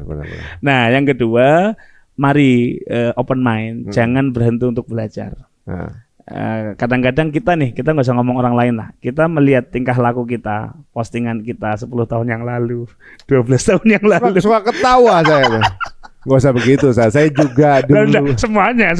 Saya dulu awal-awal mulai belajar ngaji, saya malah jadi sama keluarga tegang. Sama orang tua salah, ini salah nih, haram nih begitu. Jadi malah kaku dulu. Itulah kecenderungan orang itu ketika berubah dan merasa sesuatu, oh ini baru. Kadang-kadang kita kepengen mengenalkan ke orang lain, ini bagus ini. Cuma karena kita belum waktunya, karena kita masih pakai emosi, pakai hawa nafsu, sehingga orang lain memandang kok gini ya gitu. Nah, itu proses menurut saya barangkali dirasakan semua orang. Iya. Bedanya kalau dia didampingi guru, ada yang ingatkan, kamu jangan begitu. Iya. Maka tadi saya bilang di awal, pentingnya guru itu di situ. Benar. Jadi tadi kita berempati dulu. Yang kedua, jangan berhenti belajar. Kita harus terus open mind. Kata Sayyidina Abdullah bin Mubarak, beliau mengatakan, "An-nasu alimun." Setiap orang itu masih punya potensi jadi alim. Semuanya. Tanpa terkecuali. Madama muta'aliman. Kuncinya dia mau belajar. Karena bisa jadi, oh iya ya, ternyata aku salah kemarin ya. Nah, wa idza dhanna annahu alim, ketika dia sudah di fase kita alim, kita pinter, kita expert, kita jago, yang lain enggak close mind, mental block gitu. Mental block. Maka fakat jahil. Di fase itulah dia memasuki zona kebodohannya. Dan tunggu aja, tinggal hancurnya aja orang-orang yang semacam ini. Kalau di dunia brand, mungkin teman-teman yang generasi milenial tahun 90, 2000, kita ada merek HP yang sangat terkenal. Yang tagline-nya connecting people. Yes. Dia udah merasa raja tuh. Akhirnya tutup mata, tutup telinga. Ada ancaman dari iOS, kemudian ada dari ada dari Android. Dia menganggap udah saya rajanya handphone gitu kan. Mana dia sekarang? Itu sama yang ada beri-berinya gitu ya. Sama juga tuh. Nah, artinya jangan berhenti untuk belajar supaya kita nggak belagu gitu. Nah, yang tidak kalah penting juga tadi di awal, betapa pentingnya kita ini mengukur diri. Ada makalah begini. Al-i'tiraf a'la maqamil ittisaf. Jadi tahu diri, kita tahu kita tuh siapa, ilmu kita berapa, kita itu harusnya dengarkan atau ngomong, kita tuh harusnya belajar atau ngajar. Itu kita harus bisa mengukur sebetulnya. Karena kalau kita udah tahu diri, kita jadi tahu ukuran. Oh, saya memang harusnya ngomong, saya harusnya speak, saya harusnya baca.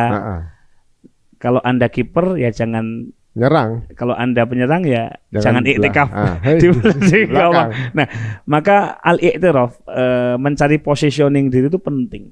Dan sekali lagi yang akan memudahkan kita untuk mencari ini ya guru. Jadi kita paham sebenarnya peran kita ada di mana. Betul. Masya Allah. Jujur dulu ketika memang di posisi itu tuh saya bukan ini malah sama istri juga begitu. Salah. Sampai sempet nih ada satu momen istri saya buka pintu, saya habis ngepost apa gitu ya, buka pintu. Apa? Hijrah, lebay. Begitu. Wah, kita tuh sampai habis-habisan tuh. Nah, itu memang jadi pembelajaran saya. Dijauhi teman, dijauhi keluarga, sempet di momen itu. Dan makanya ketika sekarang ini melihat banyak fenomena ini kayak semacam malu sendiri. Saya juga dulu gitu soalnya. Nggak perlu malu karena saya juga begitu. Wah. Dan saya yakin lah semua orang pasti akan mengalami fase itu. Kita aja lah, kita masing-masing kita deh. Lihat postingan kita 10 tahun lalu, foto kita lalu. Karena saya malu juga kan. Kita baru dapat lihat kajian dari Ustadz gitu, kemudian lihat kajian dari Ustadz, wih bagus kata-katanya nih gitu kan. Jadi kuat bagus nih gitu. Terus kita bikin kuat orang bagus kuatnya gitu kan. Padahal itu cuma nyadur Ustadz doang. Betul. Cuma kepengen berasa kayak keluar dari kita gitu. Udah karena nih hasil saya banyak belajar nih lihat kata-kata. Aduh, itu memang kadang-kadang kalau kita baru mulai itu kita butuh validasi sih ya. Betul, betul. Itu dia tuh. Maka closing statement untuk menjawab Ustadz Waji Azim. Oke. Waji Azim benar. Ya, jadi ketika kalaupun kita harus mengomentari gitu, komentar juga harus proporsional. Jadi kalau memang isunya itu hanya bebek, kita cukup pakai tangan atau pakai perangkap aja, tangkap, selesai. Nggak usah pakai dinamit, nggak usah pakai meriam gitu. Gitu. Saya kadang kalau lagi ada yang begitu tuh kadang-kadang kalau emosi suka keluar juga tuh. Ya. Kadang-kadang gitu ya. Tapi kemudian saya mikir lagi, aduh nggak usah perlu ngomong gini atau mesti tadi tuh. Baru kepikiran kayak gitu kan. Ya kalau mungkin yang tadinya nggak ada urusannya kesenggol juga dong kan, mikir begitu kan. Wah ini memang butuh kedewasaan dalam mengomentari. Betul itu ya. Sekali. Pertanyaan ada lagi? Assalamualaikum Ustaz, mau tanya, ketika zakat itu ke kiai menurut pandangan Syafi'iyah setahu saya tidak diperbolehkan. Hilang. Oke, terus? Tidak diperbolehkan. Lalu ketika kita sudah terlanjur melakukan itu, bagaimana, apakah diterima atau harus qada zakatnya? Oh ini zakat fitrah maksudnya. Oh ke kiai gitu ya. Jadi zakat fitrah ke kiai gimana Ustaz? Yang pertama kalau mohon maaf kiainya itu memang fakir miskin yang membutuhkan, tentu wajib kita prioritaskan ya. Karena selain beliau fakir miskin, beliau juga pejuang agama yang harus kita support dakwah dan kebaikan-kebaikannya. Nah, cuma kalau yang bersangkutan kiainya ini mobilnya bagus, rumahnya bagus, gitu. Ini kemudian jadi diskusi di ranah khilafiyah sekali lagi ini khilaf antara ulama. Memang nanti jadi asnaf zakat yang 8 itu kan ada sabilillah tuh. Nah, titik bedanya di sini. Sabilillah itu siapa gitu. Nah, menurut jumhur ulama khususnya Syafi'i ya, sabilillah itu adalah pasukan-pasukan yang ikut berperang tetapi mereka tidak terdaftar. Mereka nggak dapat gaji sebagai pasukan. Sehingga ketika ada ghanimah mereka nggak dapat karena nggak terdaftar. Maka Islam realistis. Supaya pasukan-pasukan ini tetap punya makan, tetap dapat asupan untuk keluarganya, maka dikasih dari zakat, bukan ghanimah. Nah, kemudian apakah para ulama, para kiai, muadzin, guru ngaji, ustadz, itu termasuk sabilillah? Beda pendapat. Dalam mazhab Syafi'i itu tidak termasuk. Oh nggak termasuk? Ya, dalam mazhab Syafi'i. Tetapi dalam mazhab Maliki itu termasuk. Sehingga kalau zakatnya ke mereka tidak apa-apa menurut mazhab Maliki. Tetapi yang harus digarisbawahi juga dalam mazhab Maliki itu memang dibedakan. Kalau zakat fitrah itu khusus fakir miskin. Kalau zakat mal baru 8 asnaf itu. Nah, jadi kalau kita mau bahas khilafnya memang panjang di situ. Perdebatan ulama panjang lah. Tetapi pada akhirnya kami bikin gerakan di kampung, Mas Ari. Jadi kami asatidz yang ada di masjid kami bersepakat kami tidak menerima zakat fitrah. Kenapa gitu? Karena ya sekarang mohon maaf ketimpangan sosial kan semakin nampak. Jelas. Ya. Maka yang harus jadi garda terdepan untuk pemerataan ya para ulama dong, para asatidz dong. Oh iya. Jadi kami justru menyontohkan, kami yang menyediakan hidangan untuk mereka. Kalaupun ada yang zakat ke rumah, biasanya kami hanya sekedar menerima sebagai wakil. Nanti kami kumpulkan dengan yang lain, nanti malam Idul Fitri kami bagi. Sehingga luar biasa, tahun ini tuh fakir dapat 50 kilo. Masya Allah loh. Kalau miskin rata-rata di 25 sampai 30 kilo.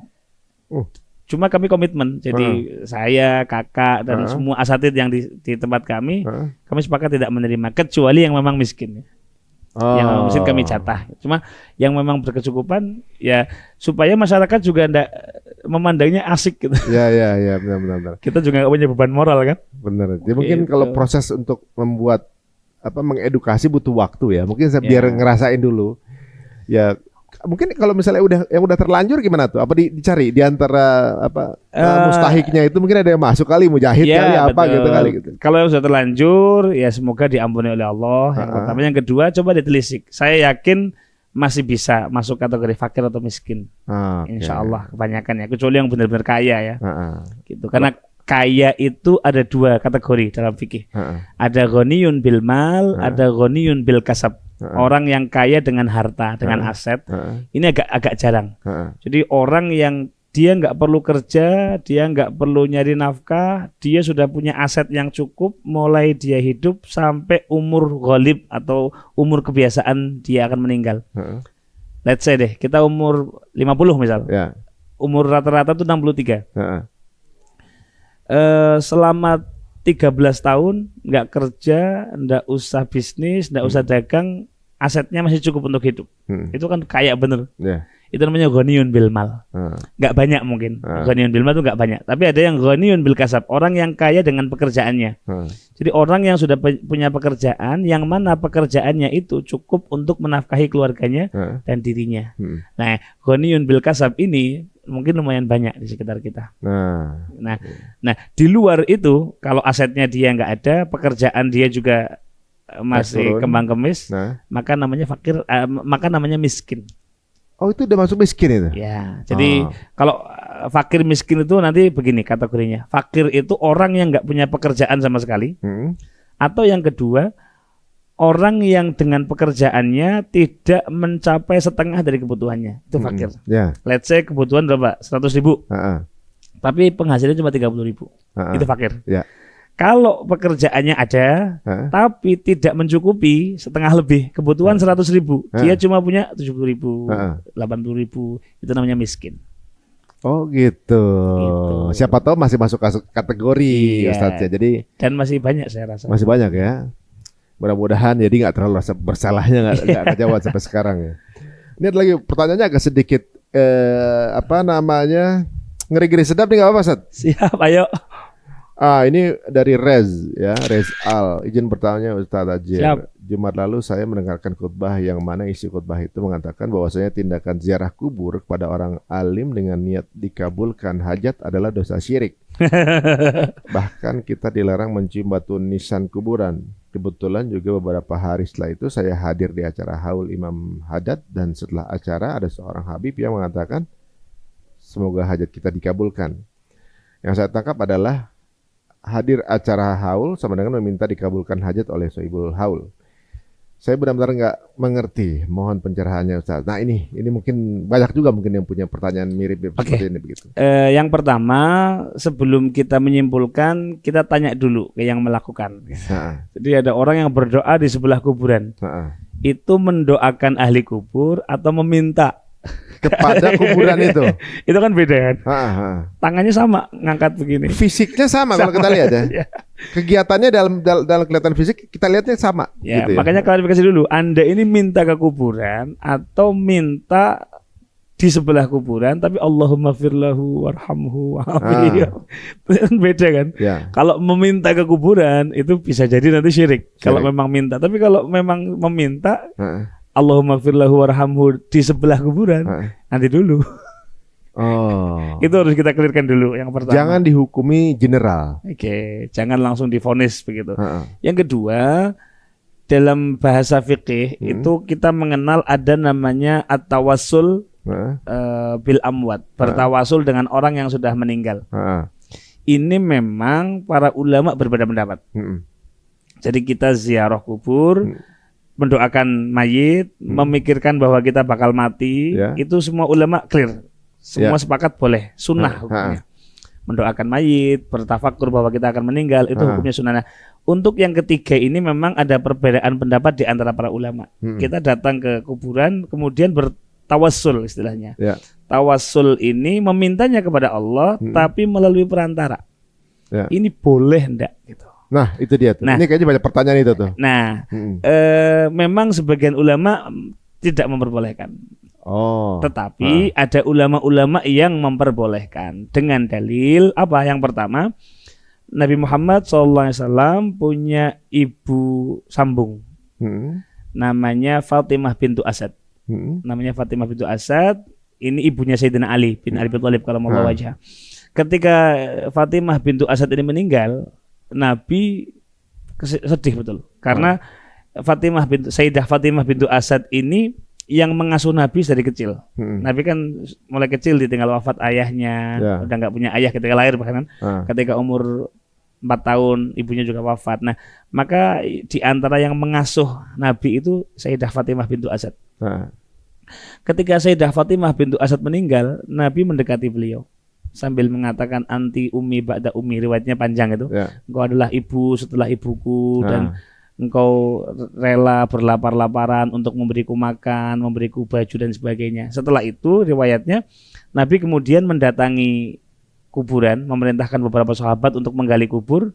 Setelah siap, Nabi mencoba itu kuburannya. Dan Nabi berdoa di situ, Allahumma bihaqqi wa bihaqqil anbiya'i min qabli. Ya Allah, dengan kemuliaanku dan kemuliaan nabi-nabi sebelumku, ighfir li ummi Fatimah. Semoga Allah mengampuni ibuku Fatimah. Oke. Point of interestnya adalah Nabi mengatakan bihaqqi, dengan kemuliaanku, wa bihaqqil anbiya min qabli, dengan kemuliaan nabi-nabi yang sudah wafat sebelumku. Saya tanya, nabi-nabi itu masih hidup atau sudah wafat? Sudah wafat. Oke. Nah, ulama-ulama yang memperbolehkan tawassul dengan orang-orang yang sudah meninggal juga ada dalilnya. Dalilnya hadis Sayyidah Fatimah bintu Asad ini. Nah, jadi kalau konteksnya bertawassul dan tetap meyakini pemberian dari Allah, tapi kita hanya bertawassul dengan orang soleh yang sudah meninggal ini dan mengikuti Nabi tadi yang tawassul dengan orang yang sudah wafat. Ya, kata para ulama itu diperbolehkan. Karena Nabi melakukan juga. Iya. Gitu. Teman-teman kalau pengen lebih lengkap sudah saya bahas ada 4 atau 5 seri soal tawassul. Jadi nggak mungkin terjawab dengan video yang sesingkat ini ya. Silahkan meluncur ke. Ada di mana tuh? Ajir Ubaidillah. Ada di teman tuh. Iya. Itu lebih detail ya. Lebih detail. Semua page kitabnya saya tampilkan. Tapi memang ada kecenderungan juga orang bisa aja salah kaprah. Misalnya minta ke kuburan tapi doanya kepada kuburan itu pasti salah. Kalau memang meyakini bahwa kuburan ini memang menyembah gitu ya, memang meminta ke itu salah. Itu salah. Oke. Tapi kalau kemudian tawassul itu ada penjelasannya. Ada penjelasannya. Ada hadis juga di riwayat Imam Ahmad bahwasanya orang-orang yang sudah meninggal itu ketika melihat keluarganya, melihat orang-orang yang dia kenal baik, dia akan senang. Jadi orang tua kita lah yang sudah meninggal misalnya. Melihat kelakuan kita baik, mereka akan senang. Mendapatkan kabar gembira di kuburnya. Kalau ternyata melihat kita tidak baik, kita lagi kurang baik, kita lagi dalam masalah misal, maka si ahli kubur ini akan mendoakan, Allahumma la tumithu, ya Allah jangan matikan engkau, ini anakku, ini keluargaku, jangan engkau matikan terlebih dahulu, hatta tulhimahu au tahdiyahu, Jadi ahli mayit itu mendoakan. Ini riwayatnya Imam Ahmad bin Hanbal. Oh. Gimana coba? Waduh. Berarti memang apa namanya? Memperluas referensi itu penting. Penting sekali ya. Sebelum kita memvonis. Sebelum jadi nggak langsung jatuh penghukuman sebelum kita paham lebih luas begitu ya. Lebih benar ya, berarti memang lebih berhati-hati dalam mengucapkan itu lebih aman ya. Waduh. Kalau kepada orang fasik saja kita disuruh bertabayun, apalagi kepada saudara sesama muslim. Masa kita langsung ngejudge? Nggak fair juga gitu kan. Ya, ini Masya Allah ya, saya mengambil banyak pelajaran dari Ustadz. Kayaknya sesi kita ini kurang ya. Soalnya kalau ngelihat di kadang-kadang ya apa yang antum buat itu nggak semuanya sepaham. Betul. Ya kan? Dan nggak harus sepaham gitu. Dan kadang-kadang yang nggak sepaham itu mengutarakan dengan narasi yang kadang-kadang kurang ahsan gitu ya. Oke. Dan itu memang lumrah ya, biasa terjadi kayak begitu. Kadang-kadang misalnya nggak sepaham, orang kadang nyerang pribadi, personal, karena belum tahu mungkin, atau mungkin memang nggak sependapat seperti itu. Tapi dengan hal itu antum juga tetap menanggapi santai ini ya. Kami punya keyakinan bahwasanya kubhul kalam min adatil li'am. Omongan yang buruk itu adalah kebiasaan orang-orang yang buruk juga. Jadi kita itu bisa menilai seseorang dari omongannya. Ini wadah ini kalau isinya jernih, isinya bagus, pasti akan mengeluarkan isi-isi yang bagus. Bagus juga. Tapi kalau isinya comberan, kalau isinya kotor, pasti akan mengeluarkan hal-hal yang kotor. Nah, jadi kalau ada orang kok mudah mengumpat, mudah mencaci, itu sebetulnya mencerminkan apa yang di hatinya. Aduh. Mudah-mudahan teman-teman kalau saya pernah melakukan hal yang sama, mohon maaf ya. Itu namanya juga manusia, kadang emosi, sama-sama kadang kita kurang betul, juga. Aduh, ya Masya Allah. Alhamdulillah tadi juga antum nggak menyebutkan nama yang gimana begitu ya. Walaupun kayaknya pendapat antum juga karena pernah jadi konten juga gitu kan. Nggak ada masalah juga tuh. Dengan senang hati. Kalau ada yang salah dari kami, dengan senang hati mau langsung. Saya sering nge-share nomor WA saya. Bisa diakses dengan mudah. Kalau DM silahkan. Dengan senang hati kami akan mengoreksi. Kalau memang salah. Ya. Tapi kalau kemudian kita harus saling menyalahkan, ngeyel-ngeyelan, tapi nggak pakai ilmu, kami menjauhi itu. Gitu. Jangan gitu ya. Kalau gitu. Iya. Kita sediakan meja ini teman-teman semuanya. Jika mungkin ada yang mungkin punya pendapat beda, kemudian akan berdiskusi open gitu ya.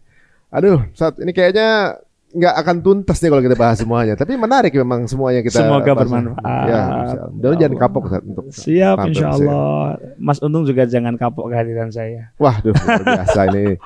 Sepertinya memang setiap ustaz atau guru-guru kita punya hal yang berbeda-beda dan menarik semuanya. Dan saya baru menemukan sesuatu yang baru lagi dari antum. Masya Allah, semoga bermanfaat. Semoga juga nggak kapok untuk datang ke sini lagi. Nah, untuk yang sekarang mungkin baru kenal atau baru menemukannya antum, ada ustadz yang baru kenal lagi nih, gitu kan? Berarti baru bertaaruf. Ini kalau misalnya sekarang mau follow, mau Instagram, antum bisa nggak di-share, boleh nggak? Ada di sini. Acir Ubaidillah. Semua akun saya. Guru-guru kami memberikan nasihat. Guru kami Habib Taufik bin Abdul Qadir Sekaf, beliau murabbi, sosok yang luar biasa menurut kami, selalu mengajarkan kepada kami. Jadi kalau kita tampil dengan ilmu, kita tampil dengan kedewasaan, kita tidak perlu malu dengan identitas kita. Jadi mohon maaf yang akun-akunnya digembok, kemudian pakai akun-akun palsu, itu justru bermasalah. Karena kebenaran itu tidak belibet. Kebenaran itu selalu elegan, selalu lugas, clear, ya? Tidak berbelit-belit dan jujur. Ini saya, kalau mau dikomentari silahkan seperti itu. Acir Ubaidillah. Semua akun kami namanya Acir Ubaidillah. Oh begitu. Mungkin ada pesan nggak buat teman-teman yang sekarang sedang dalam proses mendekat atau juga mungkin dalam proses ngaji itu tiba-tiba mendapatkan kebingungan dengan banyaknya polemik-polemik yang kemudian ditawarkan ke permukaan dan kemudian gara-gara jempol-jempol yang mungkin agak tegang membuat menunda hijrahnya atau juga menunda ngaji ntar aja deh gitu. Kadang-kadang ada yang begitu. Jadi ada statement yang mungkin kita perlu renungkan bersama. Ada quote orang Arab ya. Saya belum menemukan siapa yang mengunggah atau yang mengatakan pertama, tapi isinya bagus sekali. Jadi ada ungkapan begini. At-ta'mim huwa lughatul juhala wal hamqa. Kebiasaan mengeneralisir itu adalah kebiasaannya orang-orang bodoh dan orang-orang pandir.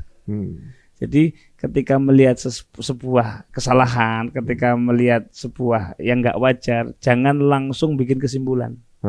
Tapi kaji dulu secara holistik.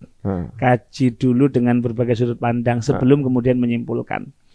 Nah, jadi kita sering nih ada, mohon maaf dengan segala hormat, ada orang Jawa melakukan kesalahan, kebetulan Jawa aneh-aneh.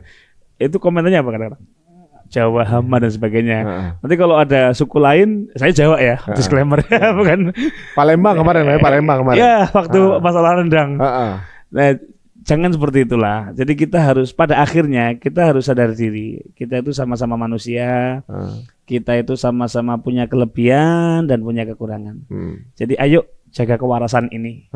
Ketika ada orang lain punya kelebihan, ambil kebaikannya. Kalau ada orang lain punya kekurangan, coba pahami dulu. Dia itu melakukan kesalahan ini apa, latar belakangnya, apa penyebabnya. Nah, sebagaimana orang lain punya kesalahan, kita juga punya kesalahan. Sebagaimana orang lain punya mulut, kita punya mulut. Artinya apa? Kalau kita fasih menyebutkan kesalahan orang lain, jangan-jangan orang lain juga akan melihat fase juga kekurangan kita dan akan membukanya di mana-mana. Maka man satara aurata akhi satarallahu auratahu. Barang siapa yang menutupi kekurangan saudaranya, tidak mengekspos, kemudian tidak menyebarluaskan, tidak mengata-ngatai, Allah akan menutupi kekurangannya, seperti itu. Waduh, Masya Allah, luar biasa nasihatnya Ustaz. Mudah-mudahan akan jadi bahan introspeksi bersama pribadi, ya Allah. Dan semoga teman-teman semuanya yang sekarang menemukan kadang-kadang polemik yang menongol di permukaan, mungkin ada waktunya ini bertabayun atau juga mungkin diskusi, siapa tahu ini awal silaturahmi yang baik ya. Dengan senang hati, harusnya begitu. Harusnya begitu. Masya Allah. Teman-teman semua, jika dirasa menarik, monggo silakan share tayangan ini sebanyak-banyaknya ya. Mau dipotong di part ini dulu apa segala macam, asal ini untuk kebaikan, monggo silakan sepuasnya gitu. Dan saya rasa juga Ustaz juga nggak ada masalah saya. Yang penting jangan disalahgunakan. Kalau salah gunakannya nggak. Kalau ngomongin kesalahan mah pasti ada salahnya. Pasti ada salahnya. Waduh, sampai ketemu lagi teman-teman semuanya. Terima kasih untuk segala supportnya. Kami tunggu tanggapan dari teman-teman semua di kolom komen. Sampai ketemu lagi. Assalamualaikum warahmatullahi wabarakatuh. Waalaikumsalam warahmatullahi wabarakatuh.